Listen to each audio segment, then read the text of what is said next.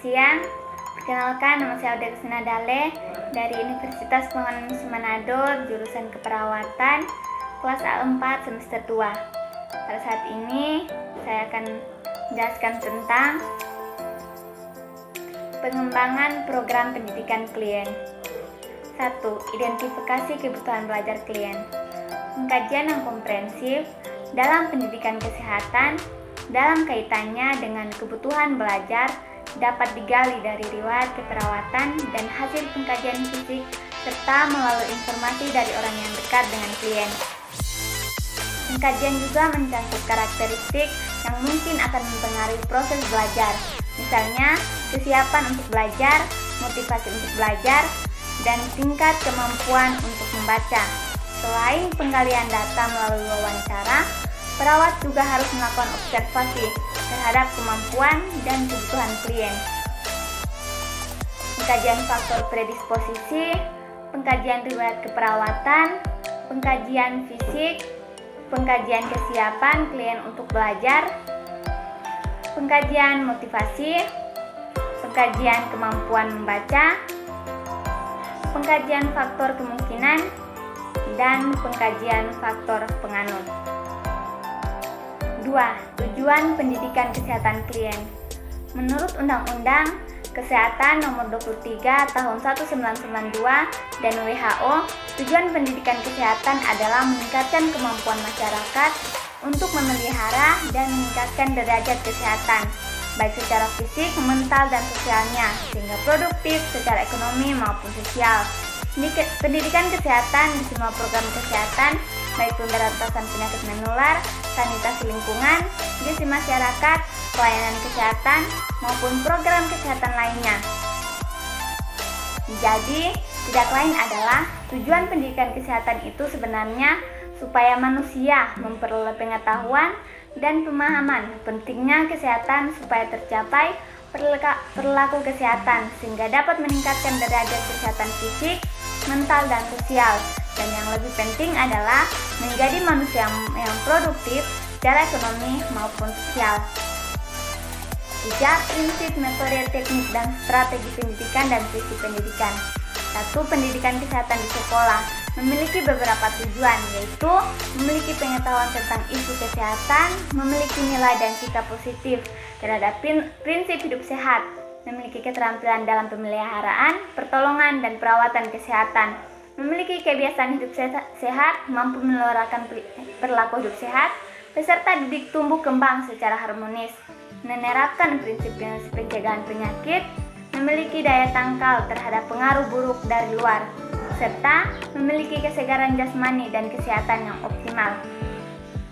2. Metode pendidikan kesehatan pada hakikatnya adalah suatu kegiatan atau usaha untuk menyampaikan pesan kesehatan kepada masyarakat, kelompok, atau individu.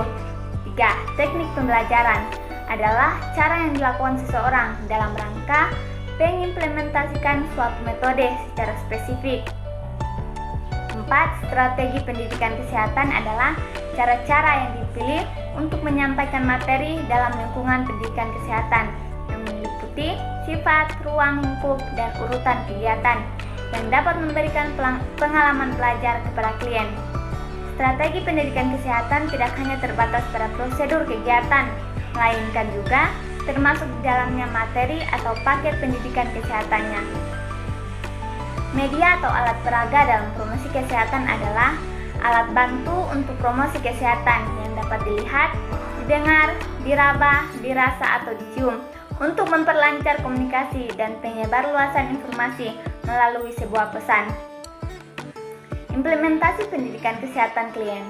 Perawat perlu fleksibel dalam mengimplementasikan berbagai rencana pengajaran karena perencanaan mungkin membutuhkan perbaikan.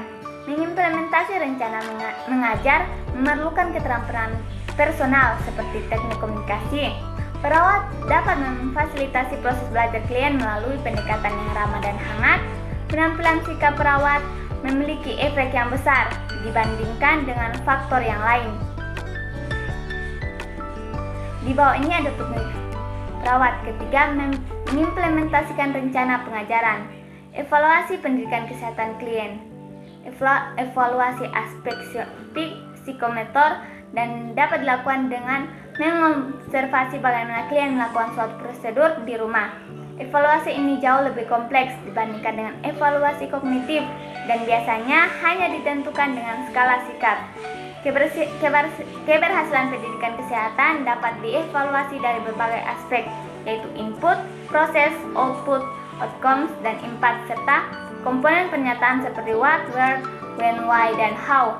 Hasil dari evaluasi ini juga dapat dijadikan acuan sebagai bahan rencana tindak lanjut bagi narasumber terhadap penerima rencana, dan tindak lanjut ini dapat meningkatkan pengetahuan penerima materi dan mencapai aspek domain psikomotor paling tinggi, yaitu aspek adopsi. Perawat komunitas akan mengukur apakah rencana asuhan keperawatan yang telah dibuat membuahkan hasil yang dilakukan.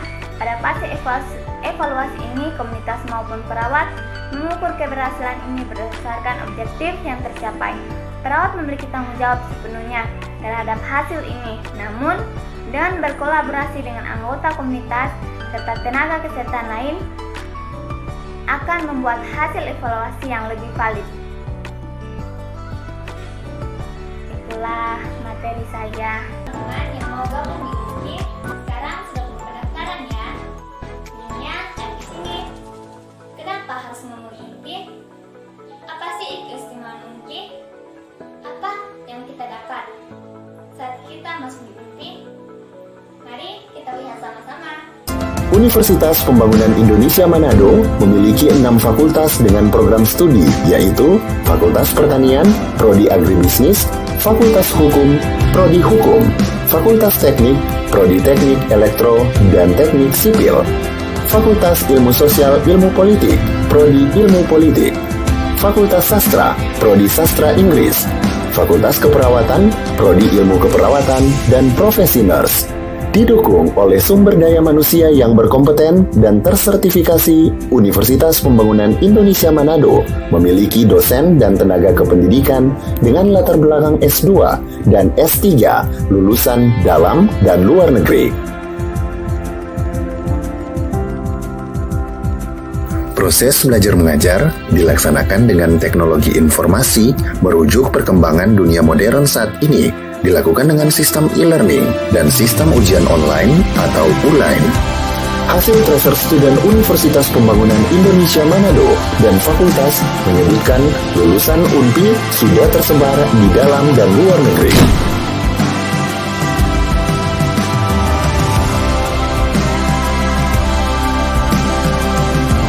Selamat bergabung putra-putri terbaik bangsa.